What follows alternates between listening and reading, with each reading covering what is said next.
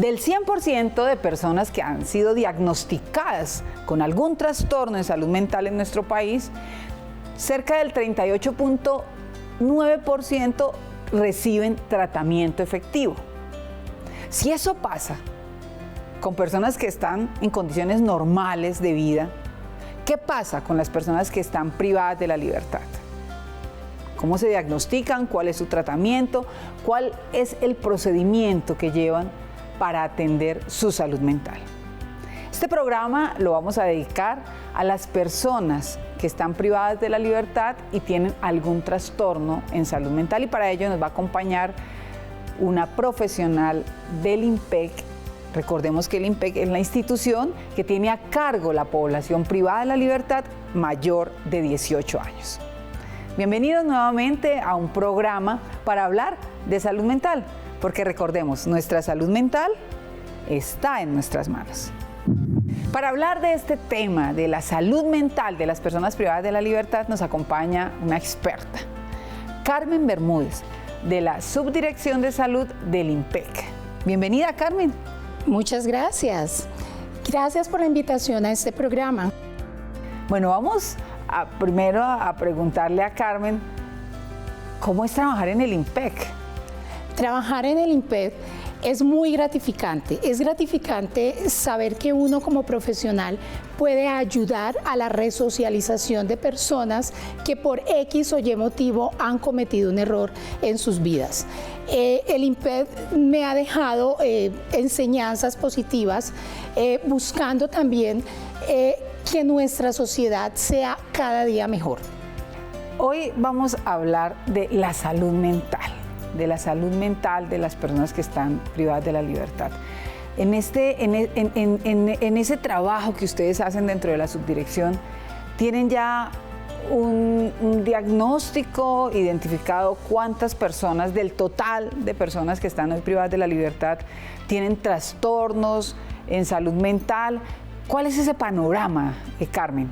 Bueno, sí, en estos momentos nosotros como INPEC tenemos el diagnóstico ya de aproximadamente 9.871 personas que ya han sido diagnosticadas con algún tipo de enfermedad mental y los cuales reciben un tratamiento psicofarmacológico, farmacológico y terapéutico.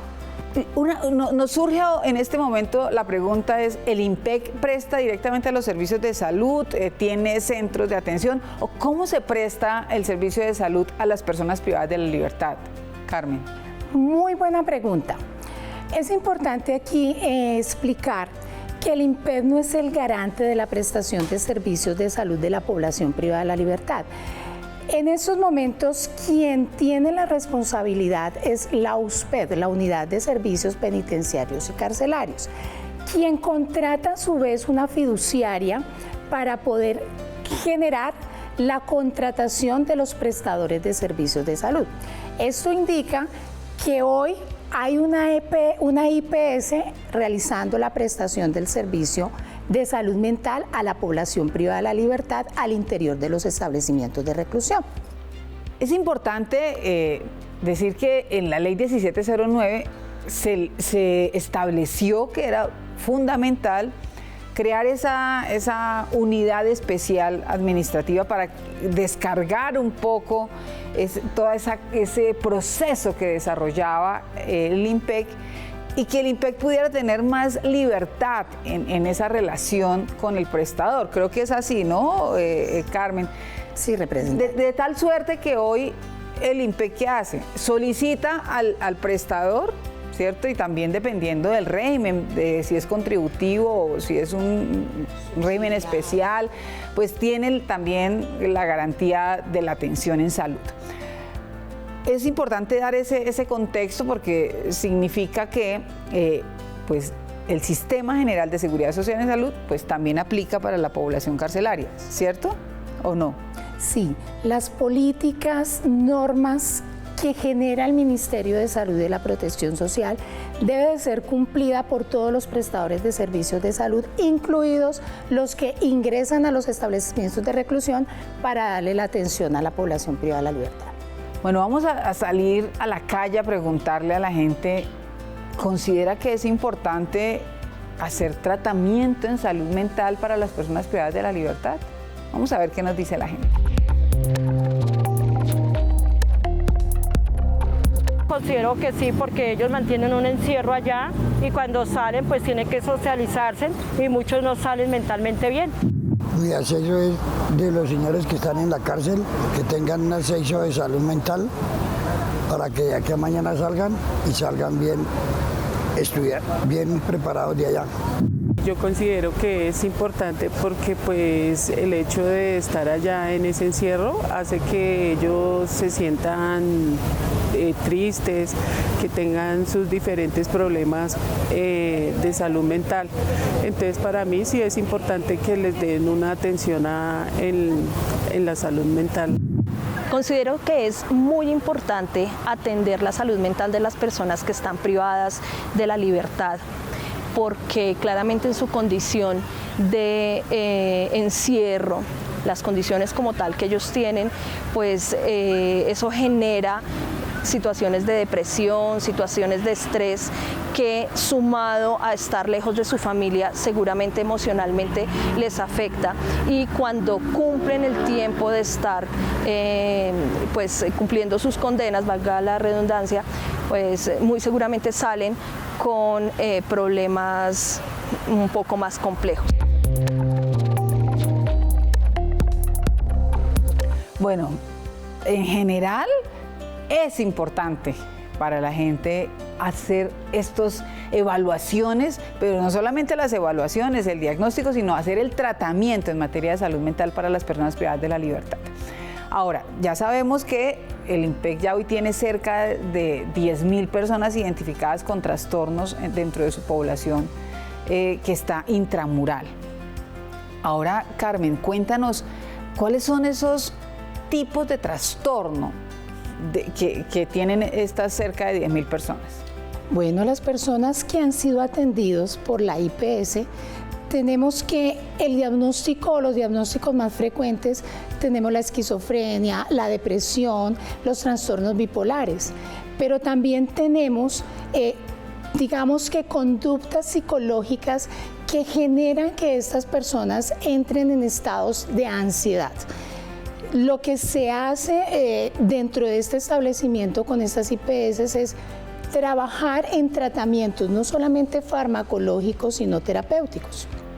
Bueno, vamos a hacer un ejemplo gráfico para que todas las personas que nos están viendo en este momento lo entiendan. Una persona cuando llegan y dicen se tiene que ir para la cárcel, ahí tiene un primer impacto en su vida, ¿no? Luego llega y tiene todo el procedimiento de ingreso, la reseña, todo el proceso no administrativo. Ahí hay otro impacto en su vida. Y luego cuando ya está dentro de su celda, incomunicado, incomunicada, en su espacio reducido, hay otro impacto en su mente y en su vida, en su cotidianidad. Todos estos momentos generan estos trastornos que nos está contando Carmen. ¿Dónde se concentra o qué tipo de trastorno es el más frecuente? Bueno, hay algo que nosotros le llamamos efectos de prisionalización. Cuando un ser humano ingresa a un establecimiento de reclusión, se generan unos cambios cognitivos, psicológicos y comportamentales que llevan a este ser humano a sentir, digamos que más no llegar a un trastorno, pero sí llegan a sentir problemas en su salud mental, como la ansiedad, la angustia, el desasosiego. Pues estas personas necesariamente no tienen que ser diagnosticadas con un trastorno, pero sí deben de recibir un tratamiento psicológico inicialmente. Si estos síntomas que presentan inicialmente se ven mucho más, que le hacen más daño, que no le permiten vivir esta vida en reclusión, va van a tener que tener un medicamento o van a tener que tener un tratamiento terapéutico, y eso es lo que hacen las IPS, tratar de medicarlos y tratar de hacer un tratamiento por psicología. Bien, ansiedad y depresión. Sí. Es lo más frecuente. Ansiedad y depresión es lo más frecuente al inicio del ingreso de los privados de la libertad, ¿sí? Hay algo que yo quiero aclarar, y es la ansiedad con el trastorno. Es muy probable que los privados de la libertad ya vengan con un trastorno que probablemente no ha sido diagnosticado. Cuando ingresan a los establecimientos, nosotros hacemos una ficha de ingreso médico donde se identifica si la persona requiere o no un tratamiento específico. ¿Qué nos encontramos? Que muchos llegan con consumo de sustancias psicoactivas desde que tenían 9 años, 8 años, y en su vida adulta aún siguen consumiendo. Hay también personas que vienen con trastornos como la esquizofrenia, la bipolaridad. Estas personas inmediatamente ingresan, deben de ser tratados por un psiquiatra. Y es lo que hacemos, una ficha de ingreso, y se hace una remisión a psiquiatría. Hay personas que llegan y no sabían que tenían esquizofrenia, por ejemplo. Sí, es muy probable. Los seres humanos podemos vivir, trabajar, tener hijos sin saber que tenemos una enfermedad mental de base, ¿sí? Cuando de alguna manera los síntomas, digamos, que brotan, es cuando nos damos cuenta que hay una enfermedad. Pero muchos podemos tener infinidades de patologías y aún no nos damos cuenta. Bueno, eso es bastante interesante, y es que tenemos que estar pendientes de nuestros propios comportamientos, hacer conciencia de nuestros propios comportamientos, porque a veces necesitamos ayuda y no sabemos que necesitamos ayuda. Entonces es importante hacer conciencia de ello.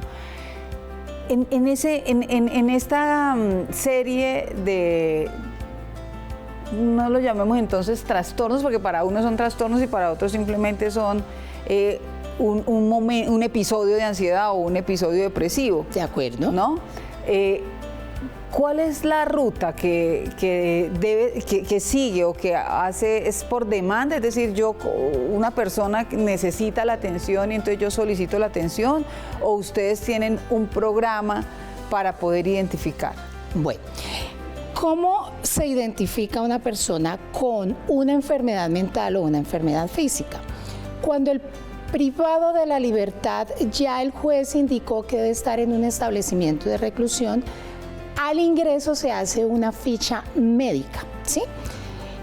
Esta ficha médica, el médico identifica qué patologías puede tener y hace una remisión, ¿sí? Si necesita una atención psiquiátrica, debe hacer la remisión al psiquiatra. El psiquiatra va a valorar y va a diagnosticar si tiene o no tiene el trastorno, si requiere o no de un tratamiento farmacológico o psicoterapéutico. Muy bien. Quiero que miremos esta infografía donde se describen los tipos de patologías y de trastornos que están identificados hoy en la población privada de la libertad. Miremos. Así se ve la salud mental en las cárceles. Según el Estudio Nacional de Salud Mental de 2022, se estima que 4 de cada 10 colombianos entre los 18 y los 65 años sufre o sufrirá de un trastorno mental, con un panorama nacional donde hay temas de salud mental sin atender. Las cárceles del país no son ajenas. La salud mental de las personas privadas de la libertad también es la evidencia de una situación crítica. El estudio de prevalencia de enfermedades crónicas no transmisibles en el sistema penitenciario y carcelario colombiano 2016, realizado por la Facultad de Medicina de la Universidad de los Andes y la Escuela de Salud Pública de Harvard, evidenció que la depresión en los internos de la cárcel, la modelo, era del 24%, uno de los factores más relacionados con la conducta suicida. La Organización Mundial de la Salud en 2007 publicó su informe titulado Prevención del suicidio en cárceles y prisiones, donde señala que los detenidos en espera del juicio tienen una tasa de intentos suicidas de aproximadamente 7,5 veces y los presos sentenciados tienen una tasa casi 6 veces más alta que la de los hombres fuera de prisión. Asimismo que la mayor carga emocional se encuentra entre los primeros meses y los últimos 6 meses de estancia en prisión. En la primera etapa, la persona está asimilando el proceso, su proyecto de vida se ha visto afectado, se ha separado de su red de apoyo y llega a un entorno nuevo, lo cual supone una demanda emocional alta que lleva a experimentar tristeza, ansiedad, depresión, incertidumbre e incluso a la ideación suicida como una forma de escape a la situación. La última etapa de la privación de la libertad puede estar marcada por los temores propios del cambio que llegará a sus vidas, pues regresar a la libertad obliga a pensar en qué va a hacer e implica un nuevo proceso de adaptación que se cree no será fácil y se relaciona con la manera como se manejará una serie de temores sobre el ejercicio de la ciudadanía. Sin embargo, las diversas manifestaciones de problemas en materia de salud mental se expresan durante toda la estancia en prisión y se pueden exacerbar por factores como el hacinamiento, la incertidumbre, el miedo a ser atacado, las precarias condiciones de salud, la violencia y la falta tanto de autonomía como de privacidad, de actividades ocupacionales y de apoyo social percibido, además de la deficiente comunicación con el entorno familiar. Diversos estudios estiman que un 68% de la población privada de la libertad presenta alguna necesidad de atención en salud mental, siendo el alcoholismo con un 54%, la depresión con un 23% y la ansiedad con un 22%, los estados de salud mental con mayor prevalencia. Bueno, es mucho lo que falta por hacer en materia de salud mental en las personas privadas de la libertad. En el Plan Nacional de Desarrollo quedó un artículo aprobado que es el 167, que a propósito dentro de la red de apoyo de salud mental que hemos consolidado aquí alrededor de la Comisión Accidental de Salud Mental en el Congreso de la República, nos ayudó también a construirlo el INPEC y establece la necesidad de un programa desde el tamizaje inicial para el tratamiento y demás que permitan una efectiva resocialización, pero además que podamos llegar al 100% de las personas privadas de la libertad. ¿Cómo es este proceso? Es decir, ¿cómo vamos a desarrollar esto y cuántas unidades de atención en salud mental hay dentro del INPEC? Pregunta muy interesante. Es necesario que cuando un privado de la libertad ingresa al establecimiento de reclusión no solamente se le haga un tamizaje médico y un psicológico muy general. Se requiere que este paciente tenga una evaluación completa de su salud mental. Por eso se requiere que el tamizaje y la valoración al inicio de la llegada del privado de la libertad a un establecimiento de reclusión se realice con pruebas ya estandarizadas que nos permitan a nosotros identificar de una manera más clara qué le sucede a esta persona en su estado mental, ¿sí? Entonces, este artículo lo que nos va a permitir es que se le garantice ese derecho a la persona que ingresa. No solamente el ingreso de ser valorado, sino de ser tratado a tiempo. Como lo decíamos hace un rato, hay muchas personas que sufren enfermedades mentales que por X motivo han cometido algún delito, pero no sabemos si realmente fue en su estado mental. Obviamente nosotros como INPED no podemos hacer una valoración jurídica y decir que el paciente cometió este error porque estaba con una enfermedad mental, pero sí podemos decir que la persona sufre una enfermedad que necesita un tratamiento y ofrecerle el tratamiento. Y así hacer una mejor resocialización de esta persona. Bueno, quiero que conozcamos esas unidades de salud mental que tiene el INPEC. Miremos.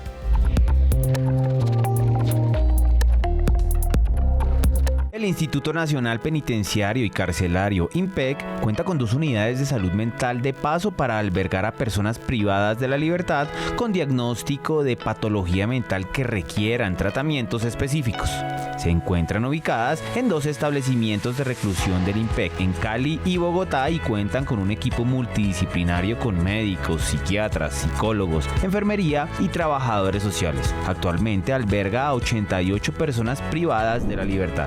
El privado de la libertad es valorado por un médico psiquiatra intramuralmente, quien debe definir la necesidad de ingreso a dicha unidad. Cuando ingresa es valorado por el grupo interdisciplinario en salud mental, quienes definen objetivos de trabajo terapéutico de acuerdo con la patología que presenta, y los profesionales inician el proceso con actividades tales como terapia ocupacional con actividades manuales lúdicas, psicología con atención individual y grupal, trabajo social con atención individual y grupal, buscando el desarrollo y mejoría de sus conductas y relaciones sociales y familiares.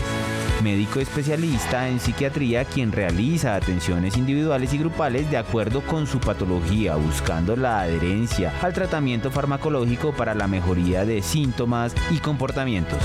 La enfermería, que realiza suministros de medicamentos supervisados, y el médico general, quien valora el estado físico y define algunos tratamientos médicos. Es importante tener en cuenta que estas unidades cuentan con espacios definidos para personas que presentan una patología mental y requieren tratamientos médicos psiquiátricos. Bueno, nos falta conocer mucho más del INPEC, porque esto es el deber ser. Posteriormente vamos a hacer un programa de cuáles son las necesidades, qué necesitamos para poder llegar a ese 100% de la población privada de la libertad en materia de salud mental.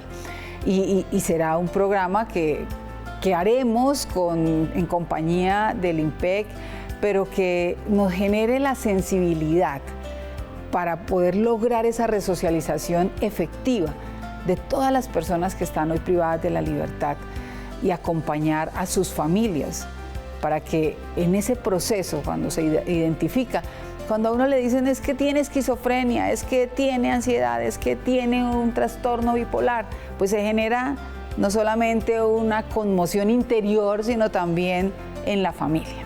Así que es mucho lo que nos falta por hacer, y enhorabuena el artículo 167 del Plan Nacional de Desarrollo, que podamos seguir avanzando en una atención integral e integrada en materia de salud mental para las personas privadas de la libertad y para todas las personas que habitamos en nuestro país. Se nos acabó el programa, y antes de terminar quiero que Carmen pues nos dé un mensaje para todas las personas que nos están viendo en este momento.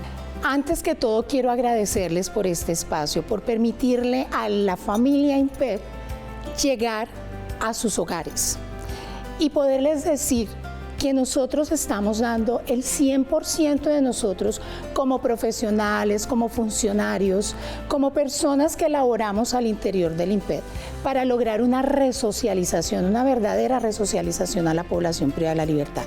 Pero para esto también no solamente necesitamos de todos los funcionarios que hay en el INPEC, sino del apoyo de todo el sistema, que tanto la parte política, tanto la parte judicial, la misma población en general nos ayude a de verdad llegar a esta resocialización. Que cuando una persona salga de un establecimiento de reclusión pueda tener un trabajo, pueda llegar y tener también oportunidades afuera. Esto nos va a ayudar a que esta persona se sienta resignificado nuevamente como persona y como ser humano. A mis compañeros, y quiero aquí aprovechar este espacio porque sé en los establecimientos de reclusión cómo se trabaja y cómo hacemos este trabajo de resocialización de la mejor manera para que esta persona esté bien. Entonces, a mis compañeros, muchísimas gracias, y nada, en otra oportunidad nos veríamos. Bueno, Carmen, así es. Queda pendiente que vamos a seguir hablando de salud mental en la población privada de la libertad, porque nos falta mucho por hacer, porque el tamizaje tiene que ser al 100% de las personas que ingresan a un establecimiento penitenciario y carcelario. y porque necesitamos hacer resocialización efectiva. Y la forma más efectiva y eficiente es que sepamos qué está pasando en la mente de las personas, qué está pasando en su día a día, qué sentimientos, qué pensamientos, hacia dónde lo lleva ese trastorno o esa dificultad en materia de salud mental o hacia dónde lo ha llevado. Así que vamos a seguir trabajando, vamos a tener otro espacio para hablar de las necesidades para cubrir ese 100% de la población penitenciaria y carcelaria. Al IMPEC, a ti, Carmen, a todas las personas que nos están viendo en este momento, gracias por creer y confiar en la salud mental, porque recuerden, nuestra salud mental está en nuestras manos. ¿Quién me ayuda? Si usted desea ser escuchado, puede contactarse con alguno de estos números, cuentas o chats. Línea de Vida Nacional, 106. Línea Psicoactiva, 018-112-439. Línea Púrpura, 018-112-137. Línea Calma, 018-423-614. Y Chat App puede comunicarse al 333-03-33-588. Y en la página web www.porquequieroestarbien.com.